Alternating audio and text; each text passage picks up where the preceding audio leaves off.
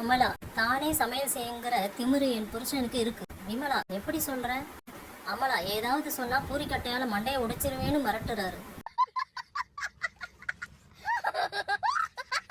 ஒருவர் டேம்ல வேலை பார்க்கிறவரோட பெண்ணை கட்டினது பெரிய ஒம்பா போச்சுன்னு சொல்றியே ஏன்?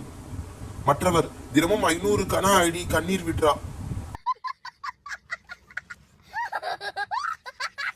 தோழி 1, சொன்னதெல்லாம் கேட்குற நாய் ஒன்று வளர்த்தியே, இப்போ எங்கடி அதை காணோம்? தோழி 2, எனக்கு தான் இப்போ கல்யாணம் ஆகிடுச்சு, அதனால் அதை விற்றுட்டேன். டாக்டர், உங்க மனைவிக்கு தொண்டையில மைனர் ஆபரேஷன் தான், 2 நாள் மட்டும் அவங்களால பேச முடியாது.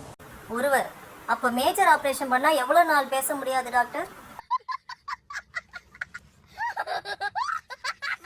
ஒருவர், என்ன டாக்டர் இந்த நடுராத்திரியில கிளினிக்கை திறந்து வச்சுக்கிட்டு இருக்கீங்க? டாக்டர், தூக்கத்துல நடக்கிற வியாதிக்காரன் எவனாவது வருவான் தான். நோயாளி, பகல் கனவு பலிக்குமா டாக்டர்? டாக்டர், பலிக்காது, ஏன் கேக்குறீங்க?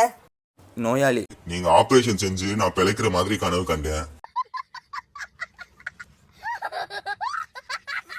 நோயாளி, டாக்டர் இவ்வளவு மருந்தையும் 2 நாள்ல சாப்பிட முடிக்கணும் நான் சொல்றீங்க ஏன்? டாக்டர், 2 நாளைக்கு அப்புறம் எக்ஸ்பைரி டேட் முடிஞ்சிடும். நோயாளி, 2 இட்லியை கூட முழுசா சாப்பிட முடியல டாக்டர். டாக்டர், என்னாலேயும் தான் முழுசா 2 இட்லியே சாப்பிட முடியாது, புட்டு புட்டு தான் சாப்பிடணும்.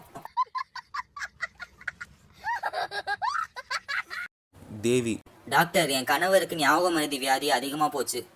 டாக்டர், ஏன்?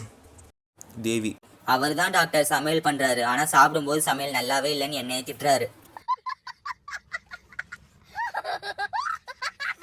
ராமு, டாக்டர் என் மனைவி ஓவரா டிவி பாக்குறா. டாக்டர், எந்த அளவு பாக்குறாங்க?